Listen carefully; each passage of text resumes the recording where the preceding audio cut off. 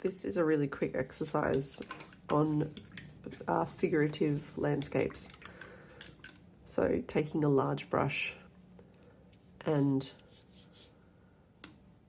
wetting part of what will be the sky. I'm going to dip my brush into some blue and just fill the top part of the sky.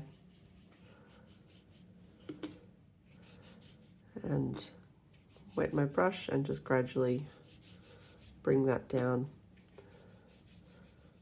I'm not worrying about cleaning up the edges. Just bringing that down like that.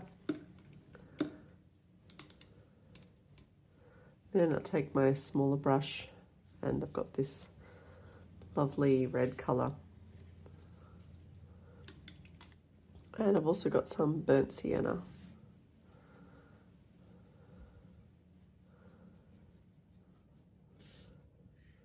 So grabbing a little bit of the burnt sienna and running it on the bottom like that. Bit of the red, same thing. Just trying to connect it with the blue. And then letting it go. Not all watercolor paints will do this. Depends on the brand, depends on the maker, the quality. Low quality watercolor paints won't run like this. Also, some brands prefer, some artists don't want their paints to run. This is a Chinese brand, so it's more like the Chinese style ink art, and it runs really, really well, which is beautiful. I really like it. I much prefer it. So I'm taking my big brush again, covered in water, and just painting a couple of clear lines beneath. So this is going to be the lake. You can see that color is running down. I'm just going to help it by putting a couple of dots where the trees are. Just to help with that symmetry.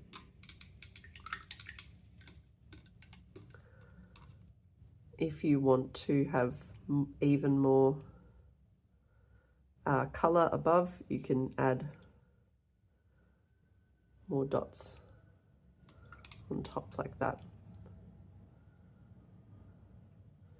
Just do it sparingly because the paint will spread out and you could end up with just a blob. So,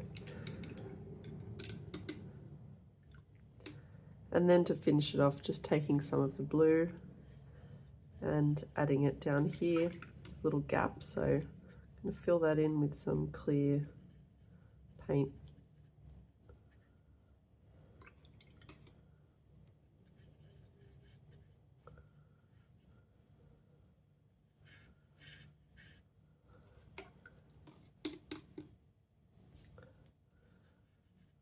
And that's our little lake scene. To make it a little bit more vibrant, I'm gonna wait for this to dry a little bit more, and then I'll add some, it's a very, very dark blue, but it looks like black. It's the burnt sienna and the dark blue mixed together. I'll add a little bit of that in.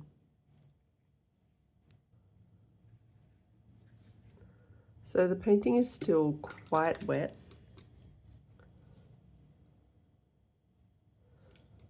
But I'm going to show you a technique that uses the paint straight out of the tube rather than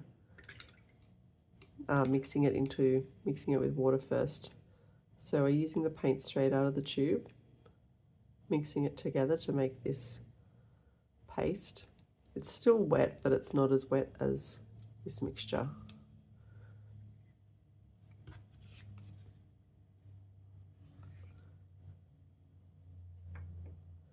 So I can pop that down and it won't spread as far because it's more of a paste.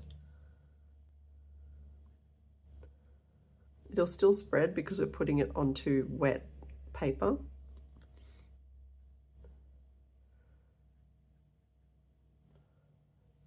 But you can see it's much darker and it's not moving out like the other colours did. I can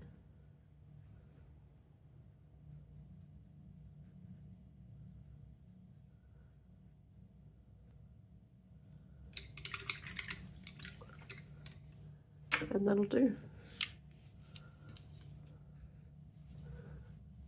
This is so easy to do. You can knock out heaps of these very, very quickly, and they're all unique. You can do it exactly the same way and they'll all look unique.